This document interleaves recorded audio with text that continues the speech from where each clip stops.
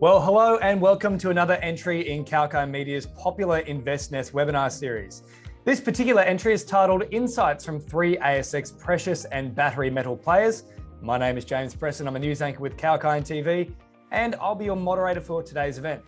Now, just before we start the session, it is important that you're aware that this webinar is for informational purposes only, and it's not a solicitation or recommendation to buy, sell, or hold the stock of the company or any companies that are discussed today, or of course engage in any investment activity under discussion. Here at Kalkine, we are neither licensed nor qualified to provide investment advice. Through this platform, it's purely for general information. Now, as to how all of this will work for today, we've got 3 guest speakers, hopefully 3 guest speakers, providing us with a 15-minute presentation each, and then we'll also have a question and answer round. So if you would like to ask a question, easiest way to do that is if you have a look at the bottom of your Zoom screens here, you'll see a little Q&A chat box there. Simply click on that and then you can enter your question.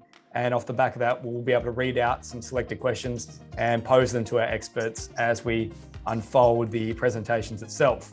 So with all that said and done, let's now take a little look at exactly what we are discussing today. And of course, that is all about battery minerals and the likes of lithium and gold. So Australia is one of the world's top gold and lithium producers, with several Aussie companies engaged in the mining and exploration. Global geopolitical tensions and the uptick in inflation are typically considered to be a conducive environment for gold prices to stay firm. And global electric vehicle or EV sales have been surging consistently over the past few years, and original equipment manufacturers are scrambling to secure their battery metal supply. Lithium, of course, is one of the most important battery minerals, which finds use not just in EVs, but also many modern electronic devices. So given this, the focus on efficient resource companies that are catering to discovery, exploring, or commercial production of precious and battery minerals is very, very high.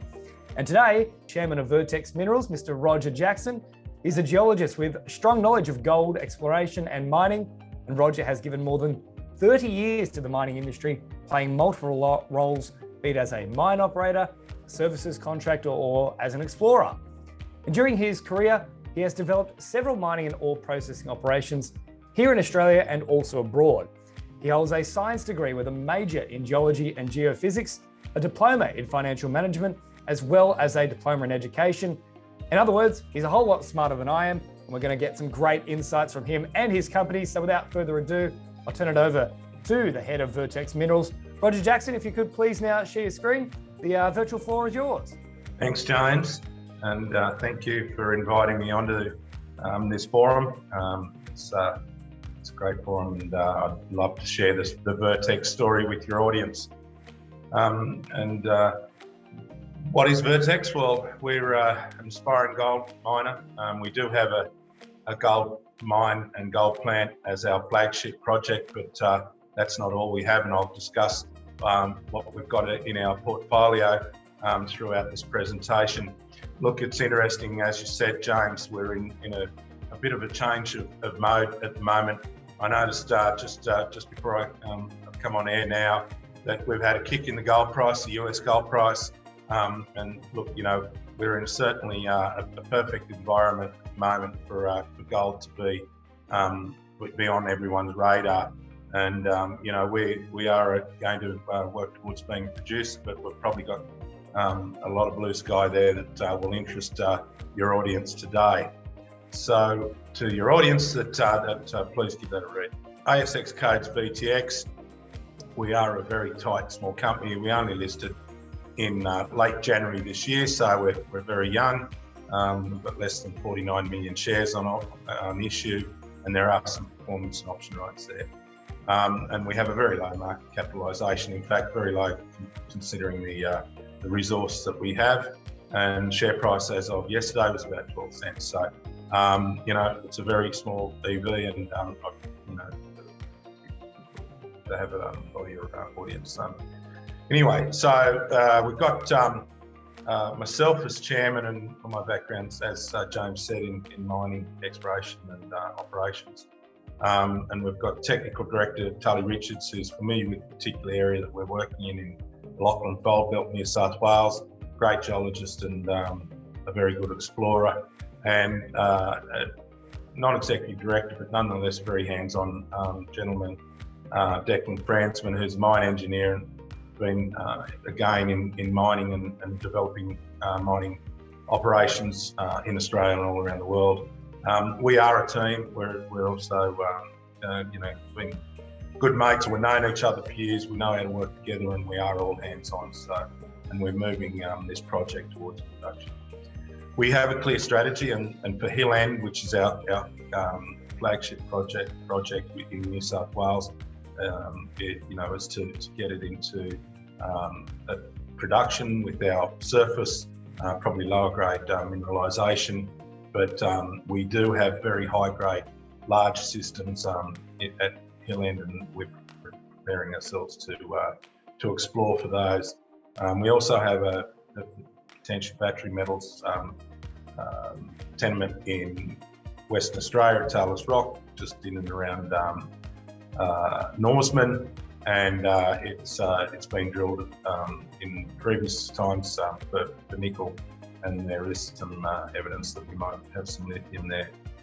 And look, our other strategy is to have a robust safety, environmental and social governance reputation. So our operations, as I said, we've got Hill End, which does have a plant on it. It has mined gold before, and it's associated in about 30 k's up the road from our other project called Hargreaves, again high grade 3 million gold.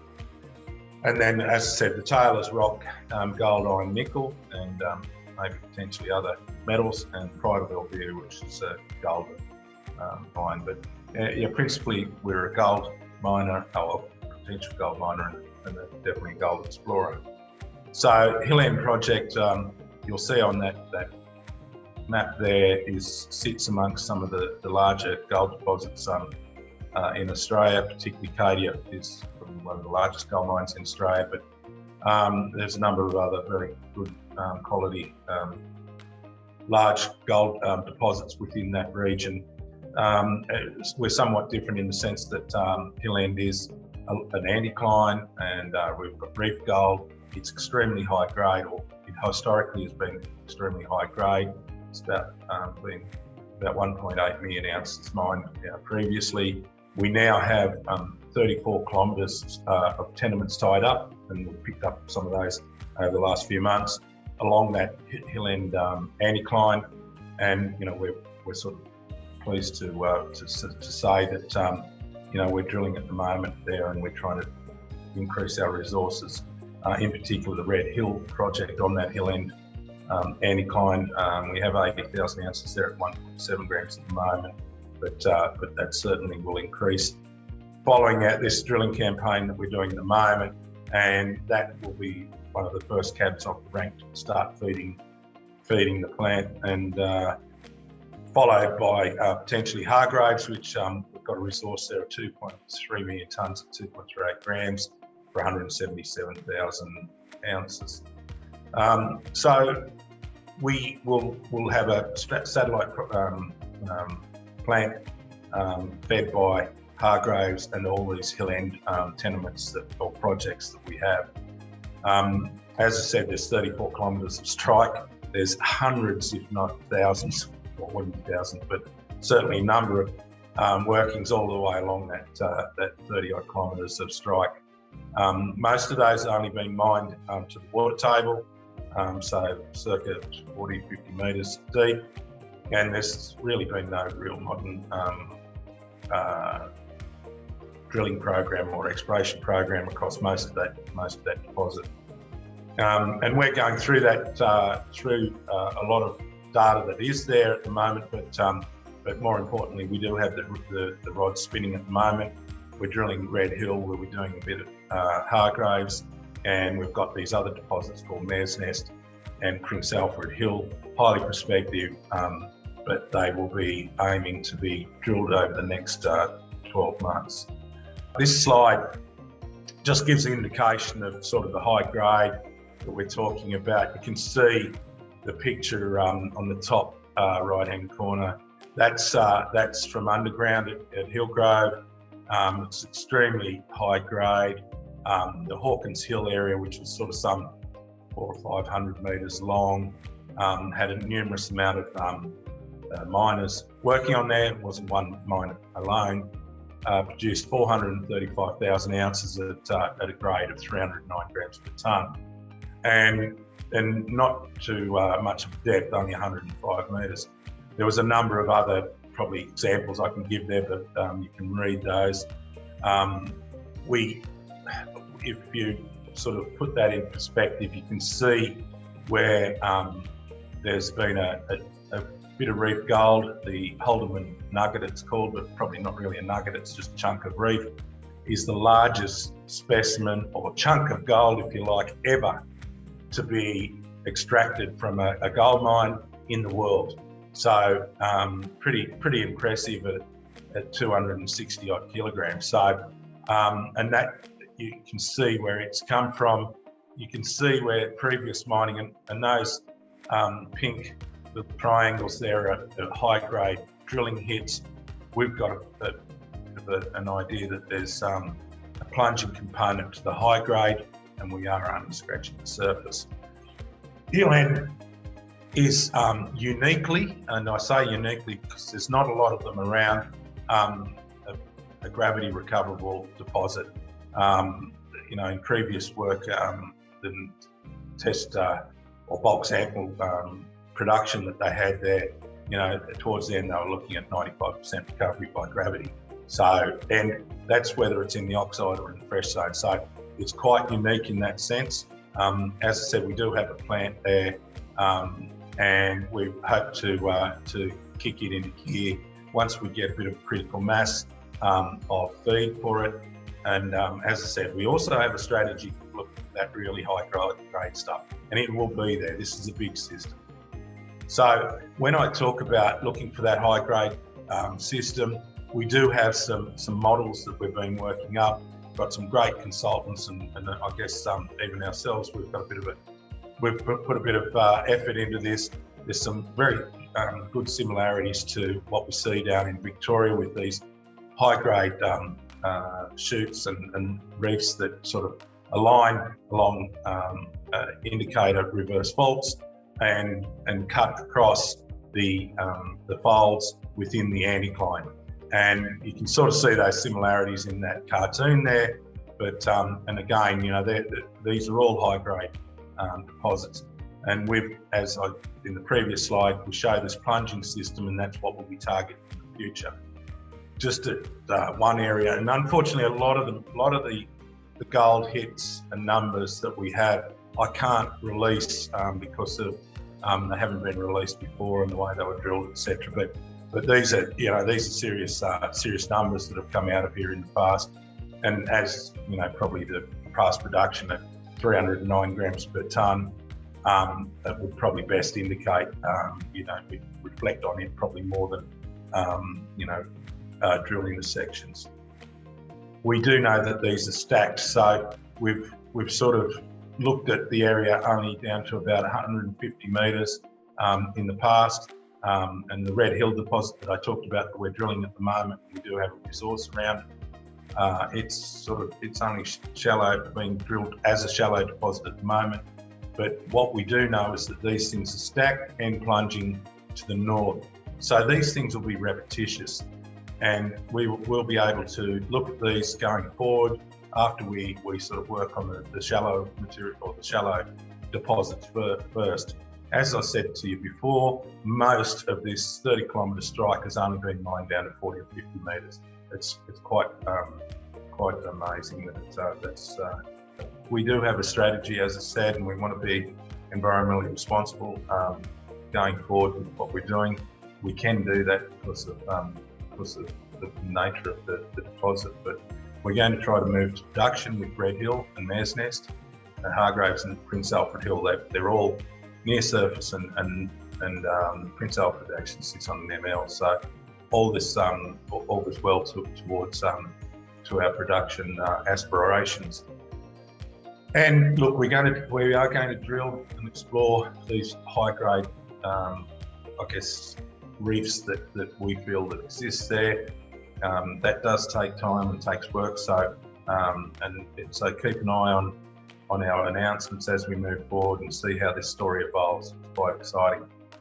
And as I said to you, we are very conscious of what we're going to be doing going forward as far as our environmental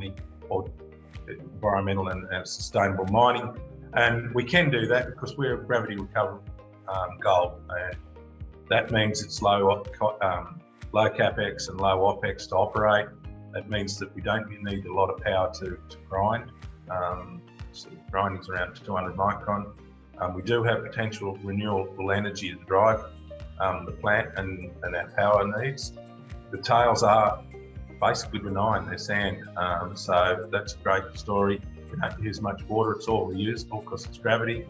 And probably most importantly about all this story is we don't use any cyanide. So a good environmental story is our hill end. So I will touch just now briefly on the other couple of tenements we've got in WA. Just recently been over there with Tully, and I love getting around there. Unfortunately, we didn't get to see it all, and we think we got the best. We're going to leave to last. We've got to get over there and see the top northern area. But unfortunately, the access through the centre there's a little salt lake in the centre that we didn't realise you couldn't cross. So we've been all over the southern area. We have sort of found that there's a number of holes that have been previously drilled for nickel, and you can see they're not too dusty, those nickel numbers, and they were done by Norilisk back some years back. But interestingly, they were targeting EM plates around the 200, 250 metre depth, and that was it. They just went along and drilled every hole targeting 200 metre depth. So we're unsure of what is up dip or down dip. Know that there's more plates, EM plates that are there, and these nickel results could be, the start of something quite good, because we are in that nickel area with Maggie Hayes just up the road, and with Poseidon Nickels probably tenements sitting just north of us. And also there are some nice high-grade gold hits there, a metre at 45 grams within this tenement. But as I said, we haven't looked at the north, and we did go back and look at the logs, and there's pegmatites in the logs.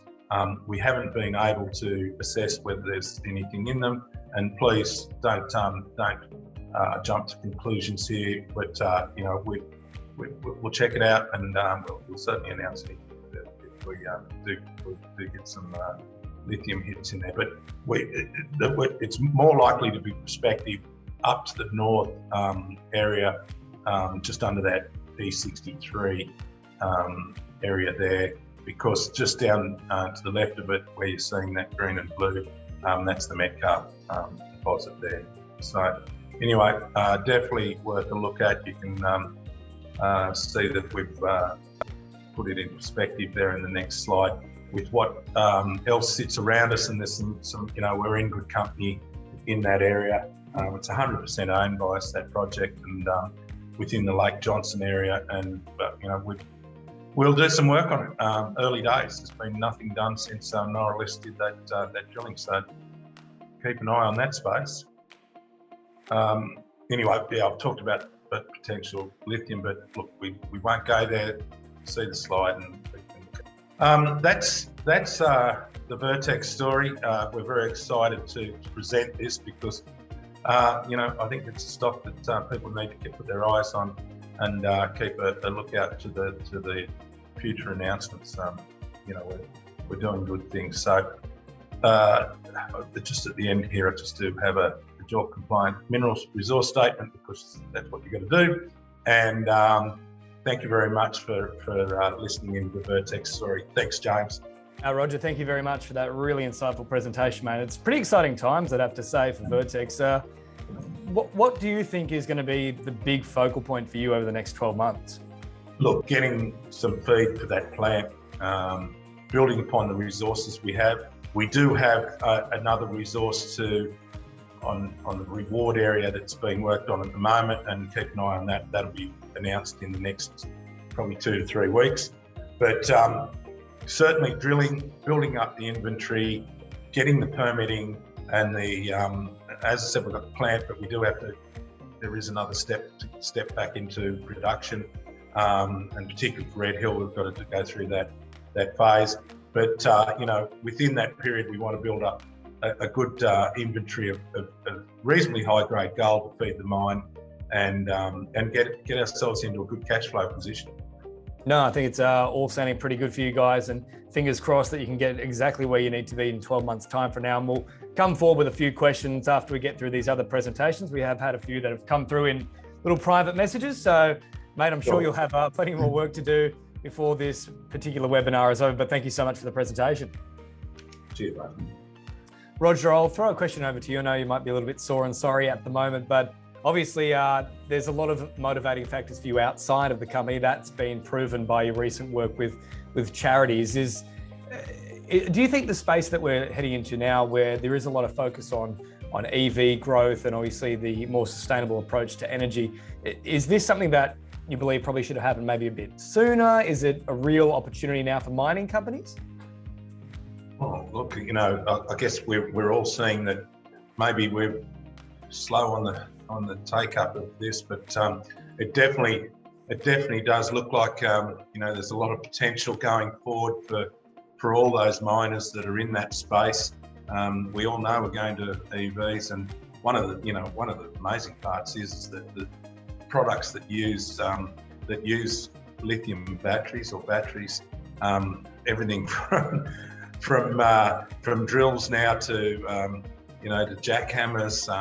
You know, air nail guns have been replaced by battery nail guns. Everything is becoming battery operated. So we are going into a battery future. I know, even in the mining industry with underground mining machines, it's going to be a great result to have, you know, electric operated machines. You know, it'll reduce the cost in ventilation, or reduce the heat that men have to work in, or men and women have to work in underground. So yeah, look, there's a big future for it. And look, the ASX companies in Australia are poised to jump on this. And look, I suggest to your audience to keep an eye on that space for sure. Roger, another one for you here specifically about Vertex. What would you say makes Vertex, I suppose, a standout competitor amongst a field of other lithium and precious metal players? Well, look, I could probably only speak on the precious metal sides. Our flagship is the Helen Gold Project. This is high grade and uniquely gravity recoverable. Now, gravity recoverable makes us unique just in that criteria. But over and above that, this is a high grade province. You know, historically, we've mined 500,000 ounces at 10 ounces a tonne. This is significant grades and probably world class, really. So we are, I guess, in a position to move to production and do it on a low capex. We've already got a plant there. We're low operating cost because of it being gravity, and of course it's a low impact environmental process. So that's why we're unique, and we do have the potential to drill into the big one, to be, you know, in a very big system that we are 34 kilometres long. There's the potential for us to drill into the big one. So we've got the blue sky and we've got the production profile. So yeah, we're unique. Roger talked about some of the opportunities in the space at the moment. I think a really good one is, for example, you look at BMW, who has a goal of, I believe it's by 2030, to have 50% of all the vehicles they are generating and creating out of their factories to be carbon neutral and ultimately electric vehicles. Is those kind of announcements there, how closely do you work, for example, with potential manufacturers in that sense? Or is it purely a case of you're focusing on exploring your product and developing it? Or is there a bit of work in tandem with some of these big manufacturers? Look, you know, in the precious metals side of it, I don't think that's such an issue, but certainly in the battery space, there's going to be an alignment between the end user and miners for sure. We're seeing that across the space now. It's probably going to be even more rapid moving forward, given people have a demand, so therefore we're really concerned about where their supply is going to come from, companies like World Lithium are in a good position because they're in the right area. So yeah, no, I agree with that, sure. Well, let's focus specifically on precious metals for you, Roger. I mean, we're seeing so much geopolitical tension at the moment. We've still got the Russia-Ukraine war ongoing. We've got rising inflation, gas prices through the roof. How much of an opportunity exists within what you do with the precious metal space, and I suppose capitalising on rising costs of living and real fluctuations with currency? And also we're seeing right now with cryptocurrency, for example, a huge plummet there. Is there a good opportunity for the likes of gold players and such to capitalise on that? James, look, we all know this game, a mining game's all about timing, and funny, today we're talking about, the price of gold has just gone up to last night, exactly for the reasons that you're talking about. There's so many world influences on gold price at the moment, but probably my indicator usually is around the talk that the miners and, the CEOs are talking about, and the investors. And I'm hearing from investors that, they're liking the gold story at the moment. They reckon 23 is the year of the gold miner. Gold stocks are very cheap. We all know that, and that was probably because there's a lot of other good stories out there for the invested buck to be put into. But I just know that there's a lot of talk out there at the moment about gold and about gold price in 23 and gold demand, particularly physical gold. And I'm not going to get into that. That's a long story, but we're going to be producing, green gold. It's gravity gold, and that's going to be unique in itself. And look, we will be talking to people about, they'll be able to buy a green gold product, but we haven't locked that in. We haven't aligned ourselves yet. That's later on. But anyone that's interested in investing in a green gold company, well, that's Vertex. How would you say the company plans to discover and develop next-gen multi-million ounce gold deposits within New South Wales and also the WA goldfields? Well, we're working on it now. I mean, we're drilling as we speak. Look, one of the unique parts about what we're doing is we do have the historical mining that's happened over the last 100 years, but certainly the period in the 1870s where there was over 10,000 people working on that minefield, and we're talking about hundreds of shafts, and we've just finished a LiDAR program to accurately map those old workings, and they'll give us our best indication of where we're looking. Unfortunately, with pure gold like we have it, we don't have sulfides that are mixed up with it. There is no metals in there to use geophysics. So our best indicator is where it's, they've scratched on the surface, and then we do have some other things up our sleeve that we're using. But at this stage, the spinning rods are the ones, the tool that we're using to build ounces, and we do believe we'll be a multi-million ounce company going forward. Roger, final question for you here as well. Now, we've heard so much about ESG over the past year or so, but how do you see ESG playing out in the coming 2 to 3 years? Look, it's only going to be a bigger player in what we do. We are at the forefront of safety. We've done that, and we've done it well in this industry, the mining industry. I believe that we're actually at the forefront of environmental responsibility. As much as media probably paint a different picture.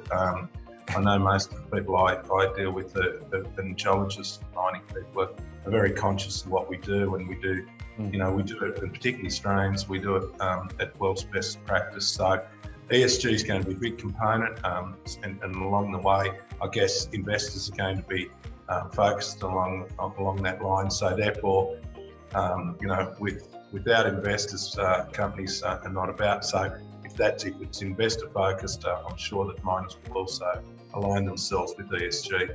Yep, and it's moving forward, and Vertex are at the forefront of that at the moment. Roger, thank you for that, mate. And final thoughts just before I let you both go. Roger, you're already on the screen, so we'll stick with you here for now. Last thought you want to leave with our audience today, any prospective investors, existing ones, and also just your thoughts on getting involved in the webinar today. Yeah, look, love the webinar, love this forum. Look, not because I get to look at myself for an hour, but because we are telling a story, and look, like Adam, I'm passionate. I'm passionate about what I do. Love the job, and I love the company that I'm with. I do think we're undervalued. I know that's a cliche, and we say it all the time. Us CEOs and drivers of small mining companies. But look, take a look at the fundamentals of gold. Take a look at the fundamentals of this company. Take a look at our track record as directors, and I think you'll be investing in a good thing. So that's my takeaway, James, and thank you very much for hosting me. Now, Roger, it's been an absolute pleasure having you on behalf of myself and also everyone here at Kalkine. So thanks so much for getting involved today. And that's it for this particular webinar. Until the next one, make sure to keep it locked here with Kalkine TV. Of course, we do have a live stream that you can access Monday to Friday between 9 and 5. And our next webinar won't be too far away. But until then, make sure to stay apprised and invest wise with Kalkine Media.